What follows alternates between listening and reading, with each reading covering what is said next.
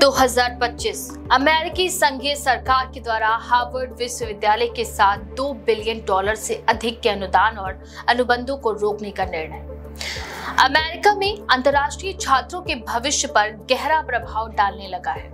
इस निर्णय की पृष्ठभूमि में विश्वविद्यालय की विविधता, समानता, समावेश कार्यक्रमों को समाप्त करने, प्रवेश नीतियों को संशोधित करने और विदेशी छात्रों की वैचारिक जांच के लिए दबाव डालना शामिल है।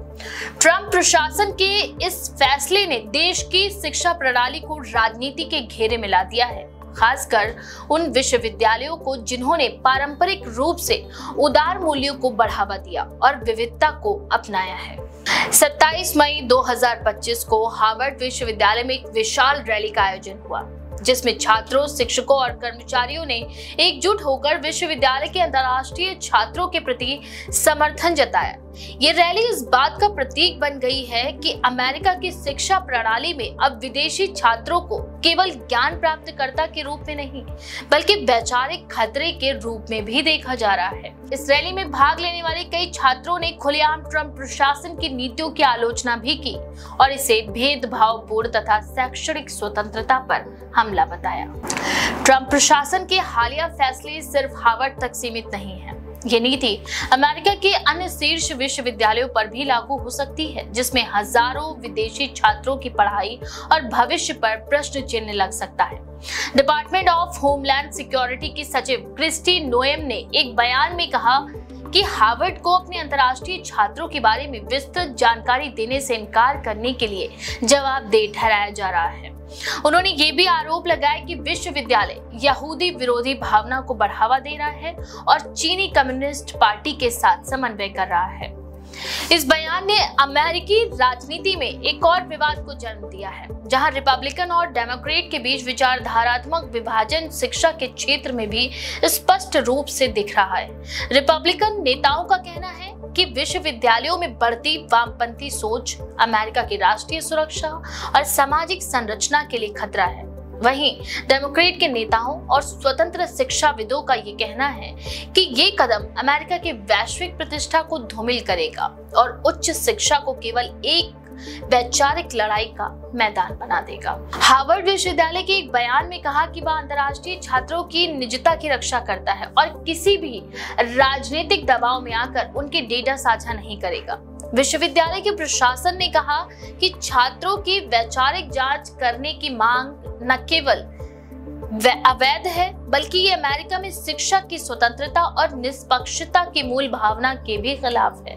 हार्वर्ड लॉ स्कूल के डीन ने स्पष्ट किया कि यदि प्रशासन इस दिशा में कोई जबरदस्ती करता है तो वे न्यायिक चुनौती देने के लिए भी तैयार हैं।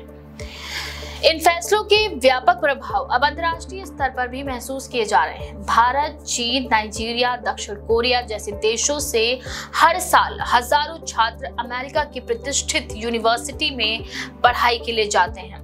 हार्वर्ड और MIT जैसे संस्थानों में पढ़ने वाले कई भारतीय छात्रों ने द हिंदू से बातचीत में कहा कि वे अशांत, हतोत्साहित और भविष्य को लेकर आशंकित हैं।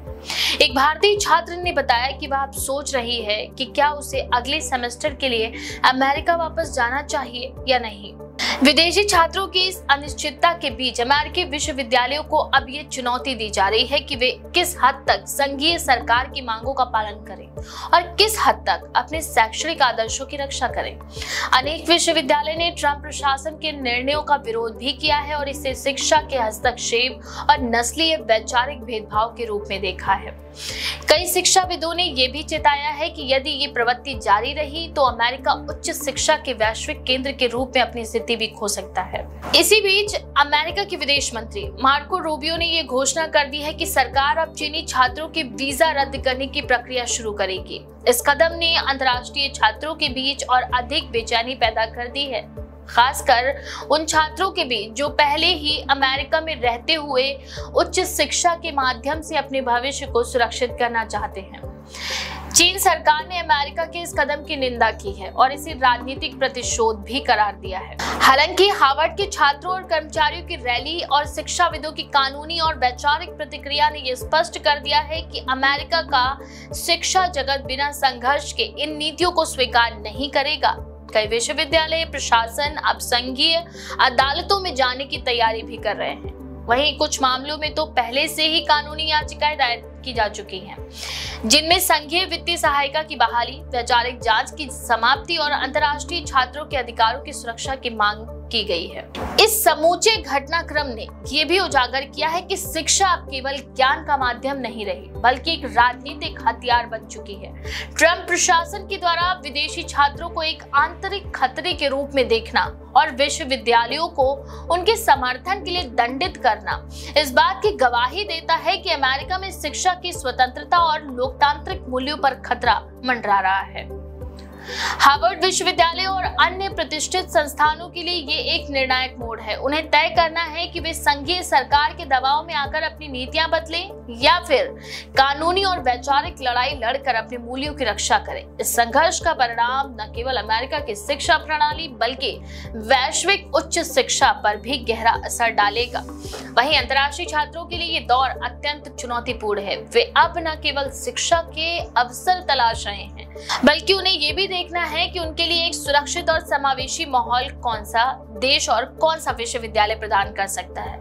अमेरिका की मौजूदा स्थिति को देखते हुए कई छात्र अब कनाडा, ऑस्ट्रेलिया, जर्मनी और नीदरलैंड जैसे देशों की ओर रुख करने लगे हैं। ये पलायन अमेरिका के लिए एक दीर्घकालिक नुकसान भी बन सकता है। इस पूरे विवाद ने वैश्विक स्तर पर यह प्रश्न भी उठाया है कि क्या उच्च शिक्षा संस्थानों को सरकारों से पूरी तरह स्वतंत्रता मिलनी चाहिए या उन्हें राष्ट्रीय सुरक्षा और वैचारिक नियंत्रण के नाम पर सीमाओं में बांध दिया जाना चाहिए। ये बहस केवल अमेरिका तक सीमित नहीं रहेगी, बल्कि भारत सहित दुनिया के अन्य लोकतांत्रिक देशों के लिए भी एक चेतावनी है। शिक्षा के माध्यम से समाज को आगे ले जाने वाले संस्थान यदि वैचारिक लक्ष्यों के गुलाम बन जाए तो ज्ञान की स्वतंत्रता, अभिव्यक्ति की स्वतंत्रता और वैचारिक दृष्टिकोण सबसे पहले कुचले जाते हैं। अमेरिका के विश्वविद्यालय अब इसी खतरे से जूझ रहे हैं और उनके साथ साथ वह लाखों छात्र भी जिन्होंने इन संस्थानों में अपना भविष्य देखा था। तो शिक्षा व्यवस्था में राजनीति का ये असर, इस बारे में आप क्या सोचते हैं? अपनी राय कमेंट में जरूर लिखें। ऐसी और भी खबरों के लिए देखते रहिए द पेज 19।